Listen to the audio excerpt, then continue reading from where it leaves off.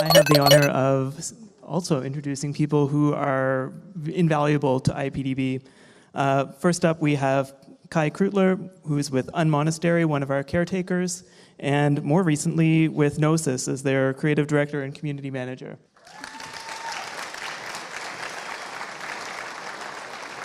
And we're also joined by Nina Seidler with DWF Law. She started her career as a corporate lawyer, but has been dipping her toes and finding how deep the water is in the blockchain world. So welcome, Nina.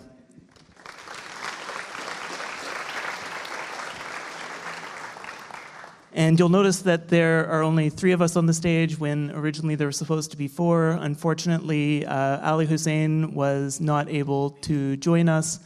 We have the German visa office to thank for that. So I guess sometimes the law really can't keep up with the things we're doing in the technological world. But we do have Nina and Kai here today, and really what we want to talk about is we've been hearing about all of these wonderful things and all of these risks, and people who are actually building stuff and making it real. So I think the goal for society in all of this has to be, how can we maximize the good stuff and minimize the bad stuff, and hopefully totally prevent the apocalyptic stuff. So I guess we'll just turn things over right now to Kai to introduce herself and say a bit what she's been interested in working on. Cool. So, hey, I'm Kia Krutler. I have a background as a designer and developer, and more recently I also founded an augmented reality platform for urban research. So my work focuses across a kind of broad range of fields, and here today I'm also representing Unmonastery, which is an initiative for a network of residences focused on hackerspace design patterns and monasticism, and supporting social good through open source tech projects. And IPDB is Unmonastery is one of the caretaker organizations of IPDB. So through my work in Unmonastery, but also more generally, I do a lot of background research on new tools for cooperatives and distributive cooperatives today, and how tech infrastructure can support that. So in this kind of question of how can we unleash the good without unleashing the bad, I think that we currently see democracy, or representational democracy as we have it quite often, and a bit of a crisis, to say the least. And there's new forms, particularly through tech, but also through social and political sides first, like liquid democracy, potentially futarchy, that open a space for more delegatory voting. So you have this case where you might be voting for, let's say, like a delegate to represent a series of policies, say on energy or public infrastructure, or you might be voting directly on those policies. And there's no longer a need to have a kind of centralization of policy work as such, even if the structures implementing those policies might be more centralized. So that's one thing I'm very interested in as a researcher, and as well the kind of good and bad sides that presents. And an interest as well in how this kind of suddenly a lot of previous cybernetic discourse is brought to the fore again. Projects like CyberSyn or other things suddenly become not only less expensive, but much more pragmatic and much more egalitarian-minded, given that there isn't majority control in these networks. And over to you, Nina. Yeah, Nina Siedler, DWF. I'm a finance lawyer by background, and so I guess it does not surprise that I'm heavily involved in the ICO discussion here in Germany, working on a couple of projects, but I don't want to talk about ICOs that much today, because what actually interests me personally more are the ethical, socio-political dimensions that blockchain is actually involved. And I would like to raise the question, cheap open source technology plus AI plus robots, is that actually always a good thing? I think technology, as we heard a lot this morning, is basically neutral. It can be used for good and bad stuff.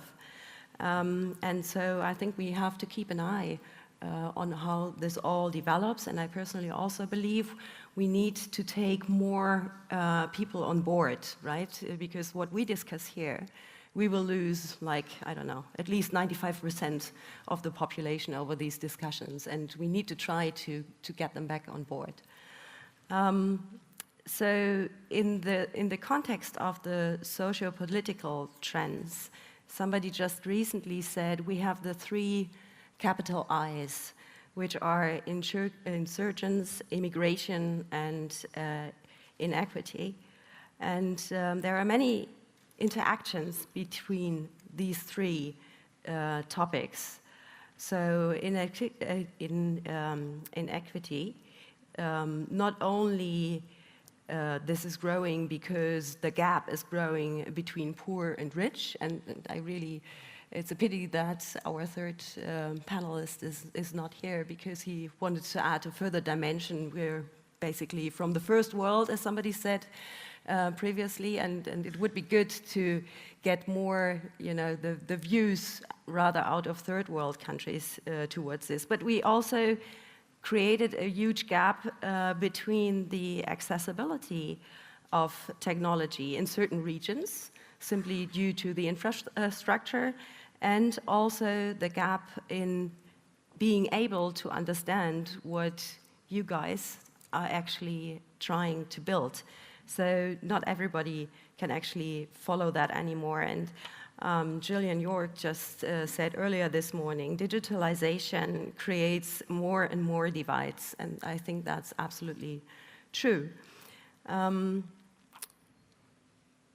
this complexity we're reaching now needs to be governed in some sense, and I think we all must get our heads around how do we actually govern that, because we're losing the crowd and leaving them behind, and that actually supports the current trend to more nationalism and to the politically right-wing parties, which we see all over the Western world. And complexity also creates the opportunity for great disasters in the end. So I also think we need to think about how to break down the structures that we are building into smaller modules to make the whole system controllable. Yeah, what were the aspects do we have? Clearly, I think that we will see increasing instability all over, as we currently see, and that's also partly driven through the technologies. But obviously, it's also an opportunity for economic growth in those areas which have the regulatory area that enables technology to grow. And that's maybe coming back to the talk prior to this one. Yes, we are thinking about how we can actually, from a legal side, support those global developments, but it's not that easy, and please don't shoot the messenger. But choosing the jurisdiction is actually, at least within Europe, not able. That doesn't work on the consumer end. That's one of the problems we actually face, because we were thinking about maybe employing the United Nations UN Kaufrecht, International Convention on International Sale of Goods, for token purposes. Obviously, it doesn't apply directly because it's not a physical good, but we were thinking about how to make that maybe work, and that's one of the problems we actually face. You can't choose that jurisdiction if there is a consumer on board. And maybe I would also like to add a fourth I, actually, and that's international terrorism. And having seen the trend within the past, I would say 2 decades, to a large concentration of the industry and also within the public infrastructure, electricity, water, health, also financial services, I think it's a good sign to see now decentralization coming up, because that makes the whole system less vulnerable to international terrorism. So that's maybe a potential mitigation to those risks. And we don't see this only within blockchain, but also think about like 3D printing. Things like those developments also drive decentralization. So I see a clear counter movement to the concentration we faced before. Yeah, but I also think we need to talk about decentralization within blockchain, because not everything is actually decentralized. Think about Bitcoin and Ethereum, which is decentralized on the technical level, but if you actually see who have the most influence, then it comes down to a very small circle of people, which is not really decentralized. And most of the applications working on top of the blockchains are not decentral either. And that's also within the ICO space. Don't believe that any ICO that you may want to participate in actually supports like a community venture. Most of the ICOs actually finance very centralized projects. So I think this game between centralized and decentralized needs to be further discussed. So I want to pull things back to one particular thing you said, how we have these different kinds of inequalities, both in terms of financial equality, inability to actually engage with the ideas, with where we live, with all of the different gaps that we have between people. And you said that, well, we're going to have 95% of the population falling off. I'm wondering, Kia, if you could discuss how some of these new tools could help ease some of those gaps, and whether we can bring in at least a few more percent and hopefully switch things around entirely. So we're keeping 95 and only losing 5. Well, I think it's quite a large task when it comes on the social and political side of the technology, which is often relegated.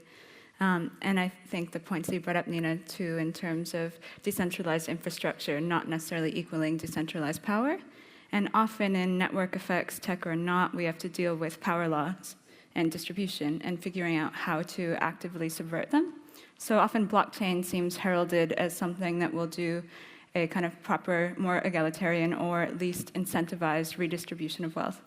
And that is one subject, but as well as getting other people on board to even the initial conversation, I think a lot of it comes back to being an initial design problem and a design question of user interfaces, but also meeting face-to-face and communities. So I think with the work of IPDB is quite interesting because it seems to be a governance-first approach to starting a node of a decentralized network. So 12 different organizations all host and steward their own node and actually meet in person and discuss the governance rules of this blockchain organization database, as you call it. And there's a lot lacking in that space in terms of putting all of the legal infrastructure into the actual technical functioning. Whether you see it through smart contracts or otherwise, they often have to be deliberated. And where do they go when they go to the law? And there's a lot of disagreement about that. But often it's through kind of social, more fractile forms of community guilds, local councils, on a more national level, that really do the social first. And to me, that's probably the most pressing question in terms of having the scalability, but also the accessibility to these conversations, is taking their conceptual forms, whether they're technically implemented or not, and bringing people into those discussions through, I guess, experiments. Yeah. And Nina, do you have anything to add? How we can bring people back into sort of a democratic functioning of this new society that we're building? Actually, I think usability and user interfaces are very important. So actually, I still have trouble, using Bitcoin, Ether, and that stuff. That's still too complicated for like everyone on the street. As soon as we have like proper apps simply on your mobile that is as easy to handle as like the commercial apps, I think we will have the chance to get more people on board because everybody is using those. And actually, I really very much like the idea to creating communities where people with aligned interests can get together and communicate, whether they are sitting in the same region or not, just via creating like virtual communities instead. And I actually also think that the democracy can actually also become more lively by using those features. So I think that's liquid democracy. Yeah. It's a difficult topic, actually, because the mass is also easily misled, right? So you always there as well have to keep a balance. And you also have to make sure that the people who actually have stake in the decision that's being made have stake in the decisional process. And vice versa. But stake is actually a good topic, because what I see a lot within the blockchain community is that democracy is mistaken actually for plutocracy, right? So always remember, democracy is one man, one vote. It's not, you know, a bucket of money per vote, right? So, and that's something that needs to be taken into account. Like, for example, the DAO, I remember like the front page saying, you know, the perfectly democratized investing scheme, but actually, you know, that has the pure fact that you are able to vote on something has nothing to do with democracy as such. It's the question, how much does one vote count? Right, if that's dependent upon how much stake, meaning financial stake, you have put into it. Yeah, and just in terms of kind of the historical process of voting, often it was land ownership or other qualifications relegated to be representing a vote. And that is not necessarily a system that we want to replicate either. So figuring out how to have stake in a system for the people who don't necessarily have the voice or the representation without. You know, these are long historical questions, but we're inching towards them. At the same time, when we move too far toward one person, one vote, we wind up with issues of tyranny of the majority. Do you have any thoughts on how we can balance these two competing concerns, allowing participation from everyone while at the same time preventing our worst impulses when we behave, as David Holtzman said earlier today, and within our tribes? Well, I think the question of human governance is maybe the oldest question since we've had the ability to ask questions.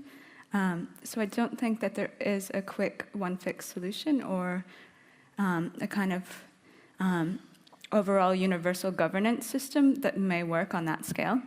There might be something that functions on that scale, but it won't work in all of its bits. So there's not necessarily a proposition. I quite like looking at federated and fractile models of voting within a community, and then progressive tiers higher and higher, and having feedback loops and checks and balances at each stage on a policy vote as it goes to higher scalability levels. That's my favorite particular model of governance, but there's a lot of work to be done. Yeah, that also comes down to the question of the wisdom of the crowd, and I think that's kind of limited. You can't expect, and I personally, I'm not able to know everything, so we can't be experts on each and every topic, and so I think that's actually right. You have to, you know, accumulate that to a certain extent. Well, I've quite literally had all of the problems that I've been working on solved just now, so I'm going to give the crowd the opportunity to have the same experience I have and put some questions to our panel. Thank you very much. So I guess I'm struggling a little bit because I have a tough time talking about structures of governance unless there is first a discussion about core values. And I think those of us who are engaged in governance, no matter if you're talking about governments or boards or whatever it is, communities, it doesn't really seem to work, whatever structure you create, unless you really have a set of shared values. So I guess my question is, in this more and more decentralized and fragmented world, which technology is enabling, how do you approach this question of finding a core set of shared values? I think actually that's a brilliant question because, you know, what we see in this scene, and there are many highly intellectual people working in this area, is that you demand high freedom from state regulation for the blockchain area. At the same time, we've got extremely high standards in the Western world for consumer protections, and that's for the reason that not everybody is so sophisticated. And that needs to be balanced in some way. And we can, you know, have long discussions whether we, in Europe, and especially in Germany, we might have, in the meantime, a little bit over-exaggerated with the consumer protection stuff that we actually built up. But in the end, to some extent, we will always need to have some protection. And not only that, maybe let me add this as well, within blockchain, any kind of governance also needs to take into account some kind of minority protection. There must always be, you know, some certain core rules that cannot even be taken away by a majority vote. And those, I think, exactly are the things that need to be defined. Yeah. Mm-hmm. And I think also taking your question and putting it into the design and development of blockchain systems, if we look at DAOs, or even AI DAOs in the future, that they start with initial parameters, and those are equivalent to what might be an organization's value system, and that they continue running. And to me, one of the huge questions in this space now, which was previously, and it's still, but it's slightly different language, the previous one was, you know, what are the values of this organization, and what are the initial incentivization parameters of this organization ported into the DAO space. And to me, I think it's super critical that we also have designers and like many multidisciplinary groups working on these issues about how to design for certain values as well, and not necessarily just one group trying to decide for themselves. Because we have the chance to be able to do DAO-like infrastructure and, you know, micropayments and something like automated basic income for communities if they're set up on the initial values and put into play. But we really need people working on design of automation as a whole, because that will now, rather than just kind of AI implementation or supporting kind of anti-AI implementation, but thinking about design, automation as an ecology and organizations as a place to set initial values to pay back to communities is where the governance and core values question hits for me at the moment, if that makes sense. And maybe we also need to add some kind of features how to actually amend the initial core values that you fed into the system, because things change over time. And that's what we see with the law currently, right? The law always lags behind, and the same will happen to any kind of automated technology that you set up. You know, it also needs to be adopted over time. Thanks. I wanted to pick up on the point Dr. Fiedler made earlier about the fact that we talk a lot about decentralization, but there's a lot of the stuff which is centralized. And as a CTO for a startup, one of the first things I did was stick all of our software into AWS. More or less all the other CTOs I know for startups, everything's in AWS, or it's on Google Cloud Platform, or it might be on Azure. And I was just interested if you had any thoughts on the kind of tension between this kind of centralization and kind of centralization of utility cloud computing versus the desire and the kind of the value in creating distributed systems. Yeah, I see, you know, the need for a lot of discussions in this decentralization, centralization topic. Because, for example, in the ICO world, due to the many scams that we see out there, there are tons of initiatives currently starting up to form best practice standards and to apply them ideally automated to the ICOs that are introduced. And somebody said jokingly, you know, soon we will see more best practice initiatives than we see ICOs. And the problem is, if those initiatives are distributed, they don't gain any power. So I'm really trying to lobby that those initiatives need to merge again, because otherwise none of them will actually have any effect. So there is, you know, to a certain extent, decentralization is not good for anything, for everything necessarily. And also maybe with the legal discussion and creating one universe legal framework, I always also like to point out that this might not be the best idea, right? Because you don't have choices then anymore. So I actually think, look at the jurisdiction, that's a decentralized structure currently. And I understand that this is complicated and it's not helpful for actually implementing a global business. But on the other hand, it's also good to have at least some jurisdictions you can choose within where you actually want to live. So yes, you know, decentralization, centralization, it's, yeah, you have to distinguish between the topics.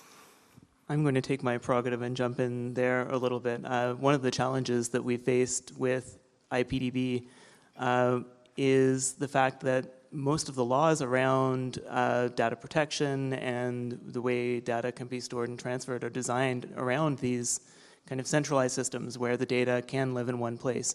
And the second you get into a network where data is stored across multiple nodes, located in multiple jurisdictions, the kind of formulas that make up data protection law where you have a controller of the data don't make sense anymore.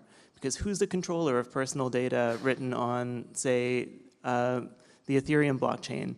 It's each of the thousands and thousands of computers that have a copy of that data.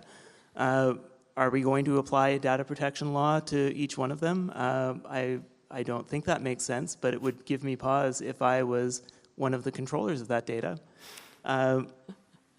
So I think there's kind of an inherent bias toward the centralized system built into current law, and I think that's one interesting aspect to your question. I may add, you know, we certainly currently have too many jurisdictions, but I wouldn't narrow that down to one. Yeah, one comment to that, AWS. We also use AWS because it's convenient. And that's basically, I don't think that AWS is going to disappear anytime soon. And I also don't think that it's a problem, because it's a great infrastructure and we would be stupid not to use it. But we should use AWS and Google and Azure at the same time and make sure it's distributed across all those to not empower one of them too much. But I have another question. You're talking about good and bad and values changing. I'm afraid that values don't just change over time, but they change just based on location. If you go 2,000 kilometers south, what we see good here might seem bad there. How do you think blockchain will address these kind of local value differences? I mean, we're talking about global initiatives, but we also always will have local cultures.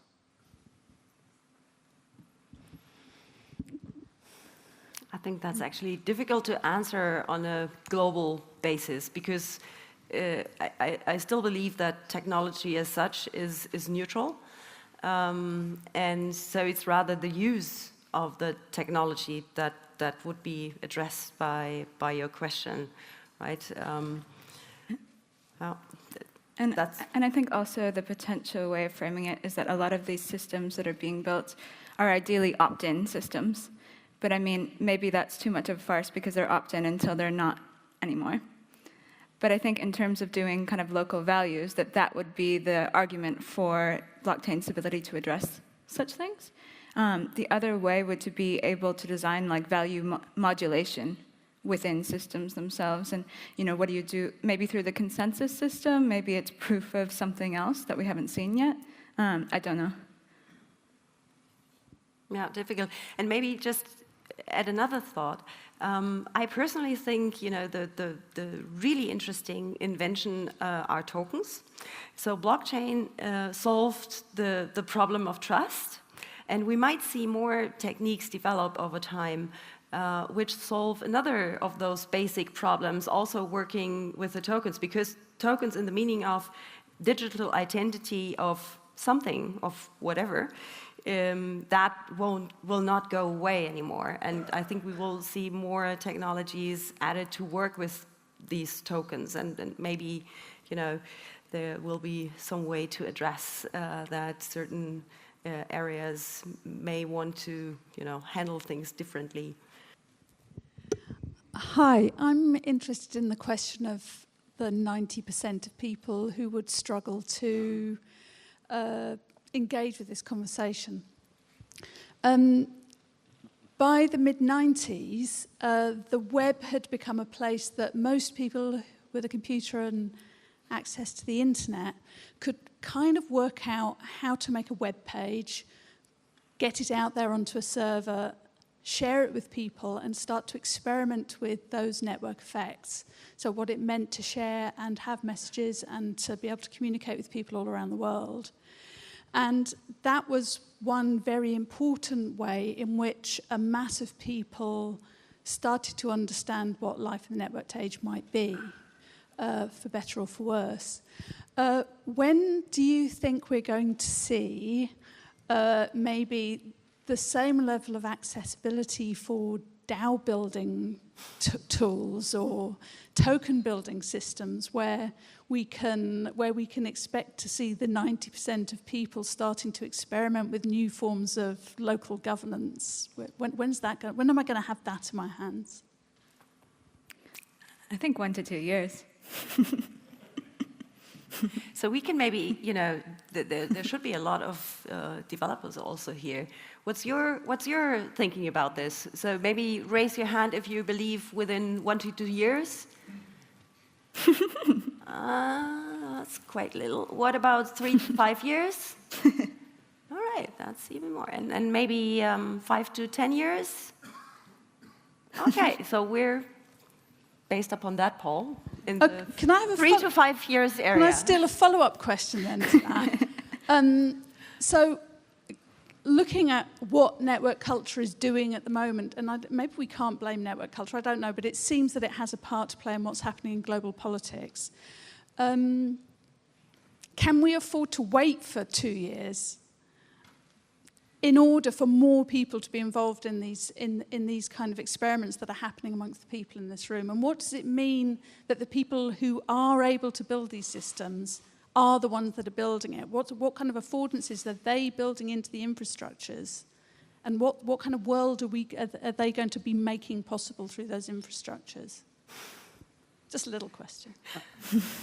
I have a quick response to that one. One thing that I've noticed in the wake of the Charlottesville debacle were a number of people whose websites had been taken down because of hate content, jumping from DNS provider to DNS provider, calling for the construction of a new decentralized internet that will resist censorship.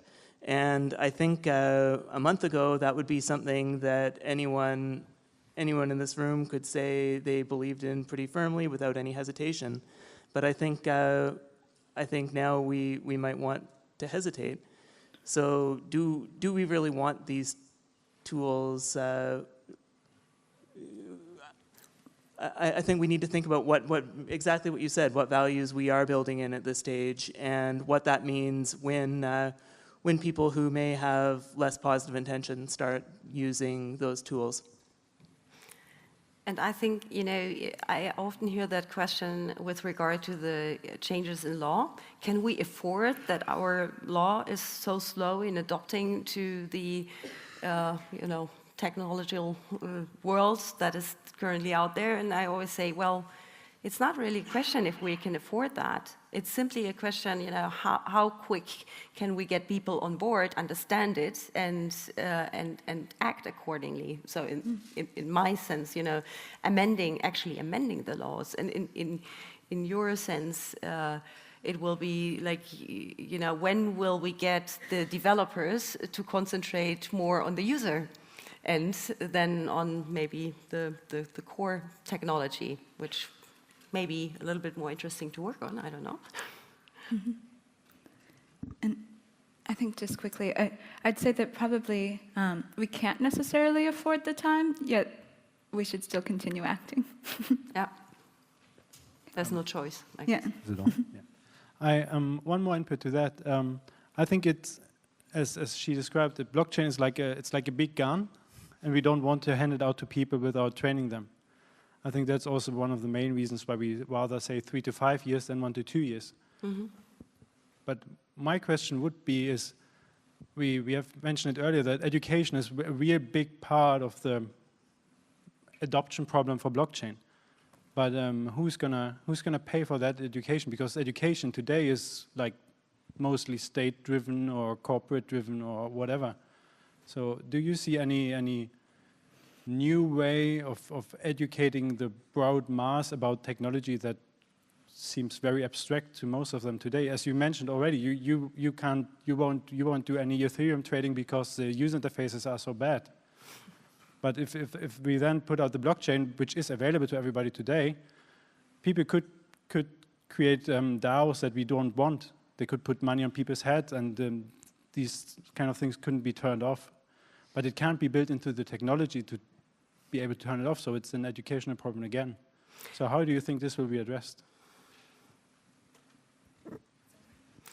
It's a good point, and I think, you know, like the blockchain hub from Shamin, who spoke earlier, we need more of those initiatives trying to actually bring the message out. You know, we always have this nice little discussion, you know, why shouldn't we start already in first class in school with another language, which is coding, just to, you know, to stress the importance that in the future, you know, you won't get around that anymore. Mm-hmm. And I think one potential... No? That's absolutely wrong. It's not about coding. That is the problem. This conversation is... This is the issue. This conversation is not reaching people because it is being driven by a technologist frame, which will never reach people. And so it has to start with values. It has to start with something that people care about. So really, education, I think, should be about how do you feel about your community? What are the core values that are important for human society to sustain itself? And if that was part of the core curriculum, coding is important to understand structurally and the logic and those kinds of things, but that is just a tool.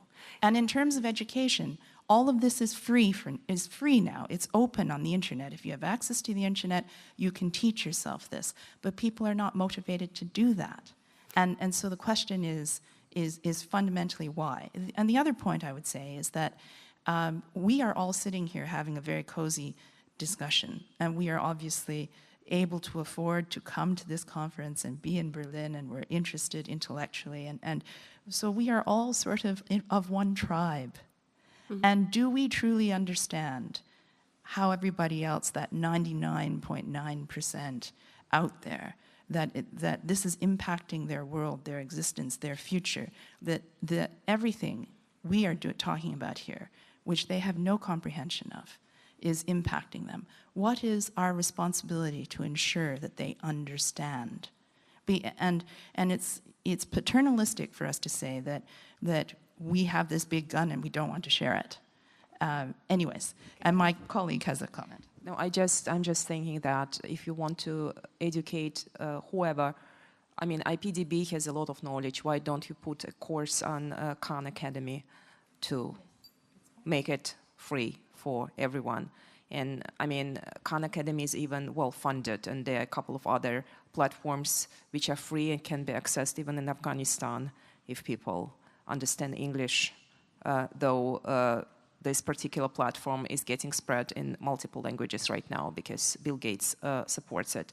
So for coding, frankly, I mean, I am in AI, I do a lot of AI, so, you know, what do you do in 20 years when machine codes better than most of people? So, you know, yes, it's a language, but frankly, you can learn Python so quick even if you had zero understanding on whatsoever in coding before. So I would be careful about this, but just, you know, suggestion, if people are caring about certain things, why not put it out there on something like Khan Academy? Well, I think there are a lot of, you know, on YouTube you will find basically everybody from us with a lot of, you know, speeches which everybody can look up. But I don't see the contradiction between discussing values and understanding technology. I think that must walk hand in hand, right? So values, you know, at least in Germany, you will find some school topics where those things are discussed. And I'm actually a great fan of offering more insights to how technology works. And that must strictly mean that they actually learn one single coding language, but rather understand how this technology is built and how this might end up in AI, and so that they have a chance to understand the future when they will be grown up, how actually their environment is working. I think that is important. In addition, not instead of discussing values. And I just want to add as well that I think a lot of that, earlier I was speaking about social values around IPDB, and putting a tutorial on these sites would be quite, remarkable. And I think there's been a lot of work done on communication around this. But I also think slightly kind of unpopular opinion is that this coding site is, as you mentioned, supported by a charity by Bill Gates. So I think in terms of education, a lot of it also means resource and human attention. And how do you have resources and human attention? How do you make sure that those are values in and of themselves, and those get supported first and foremost? So I think maybe with, one of the things about the strange space that we find ourselves in with ICOs at the moment is that there's a lot of capital floating around, and if there were community standards, potentially, a suggestion of 20% or more put into education or communication or user interface, whatever you see, but really put the resources behind that education rather than having it always be left as a second thought. To provide a brief example of education coming from completely outside this bubble that we're in, just saw an announcement that Ghostface Killah from Wu-Tang Clan has a crypto project. It's called Crypto Rules Everything Around Me. Cream. So the answer about blockchain education is it's going to come from everywhere because everybody's getting into it. Wu-Tang.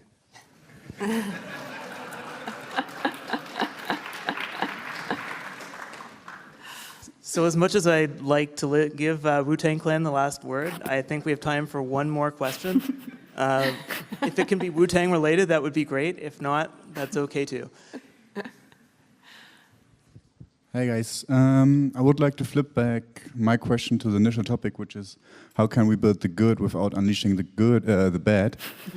And I pretty much believe in the concept of blockchain and its potential. And we were talking about governance and stuff like that before. So my question to you guys, and I'm very curious about your thoughts on that, is actually which impact would this technology have on environmental issues? And if possible, how would you govern it?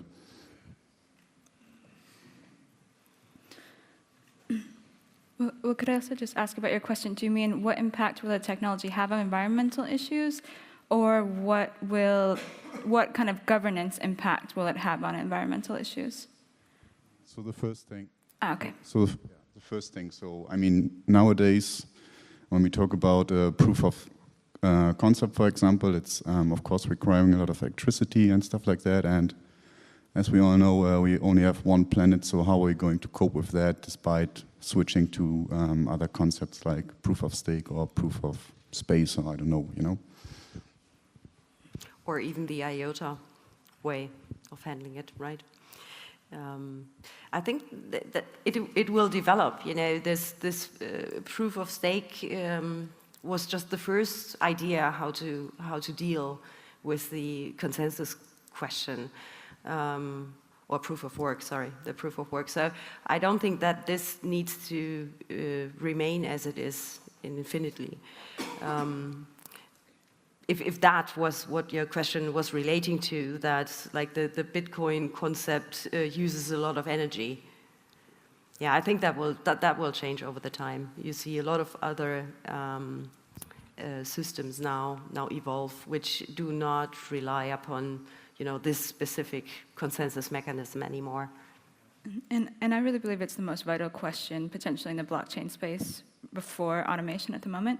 And switching to a different consensus mechanism, proof of stake, what have you, I think that is probably the most urgent technical accomplishment for the network, because the environmental impact, we cannot continue replicating the kind of cash or digital impact of the regular economy and just replace it with a new one.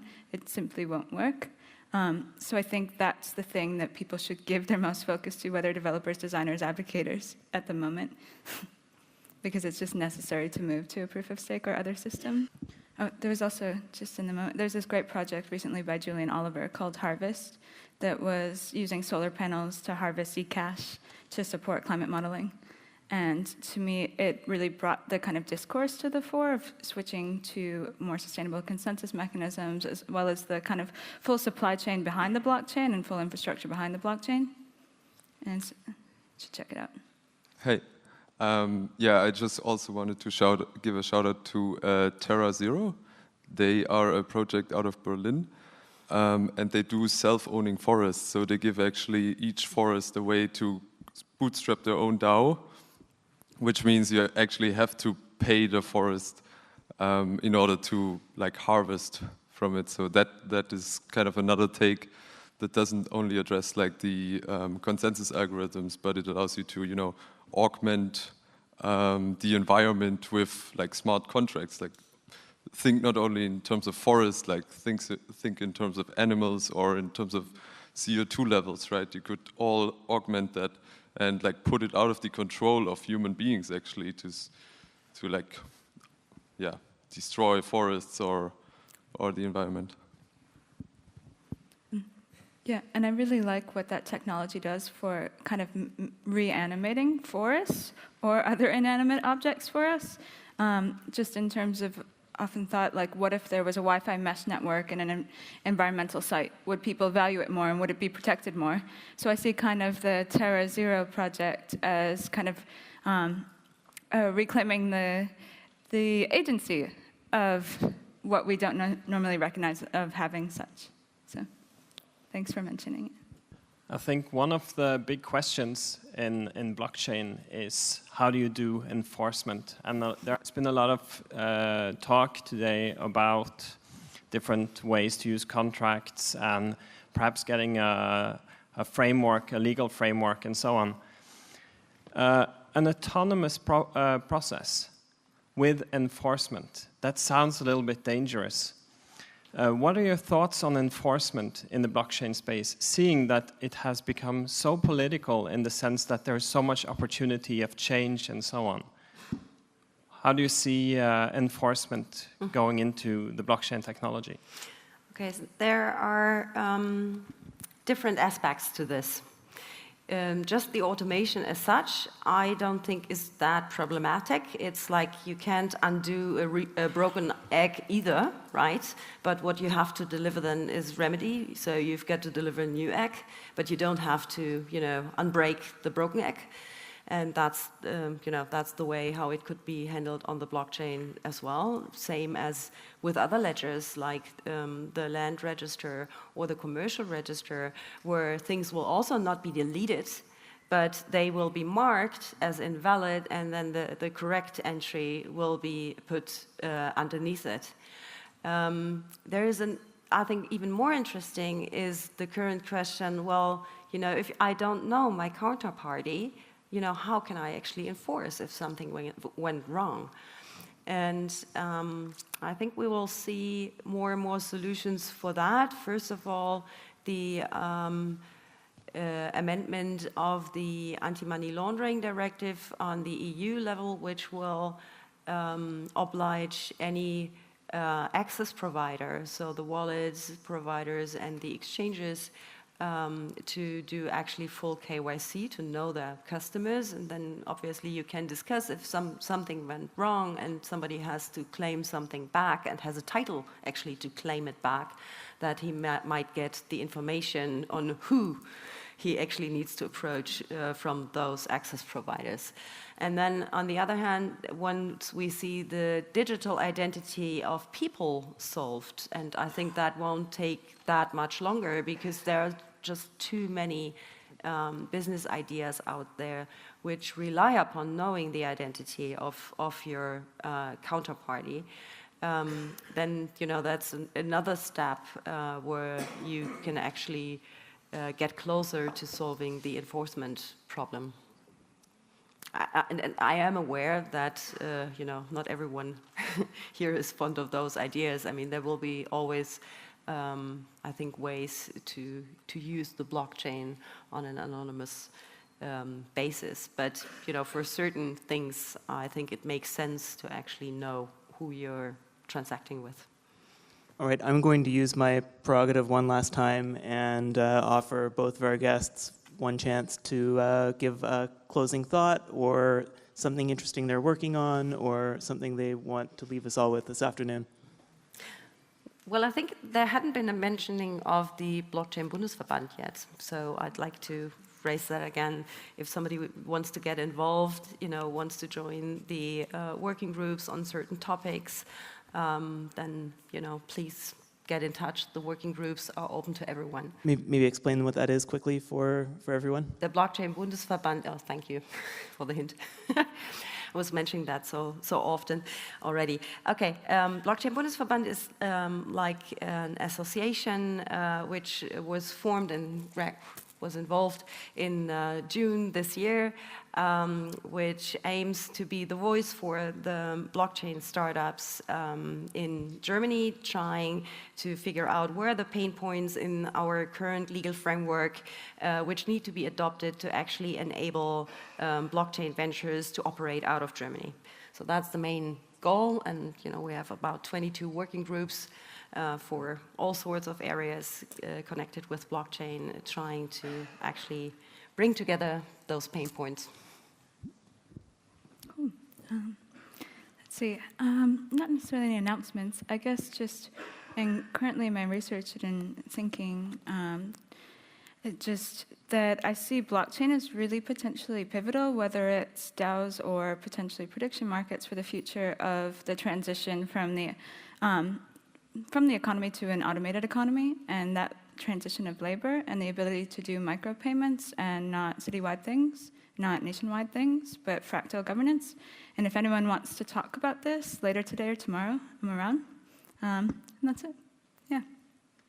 Great. Well, thank you very much. It's been a very interesting session, and thank you all for your wonderful questions.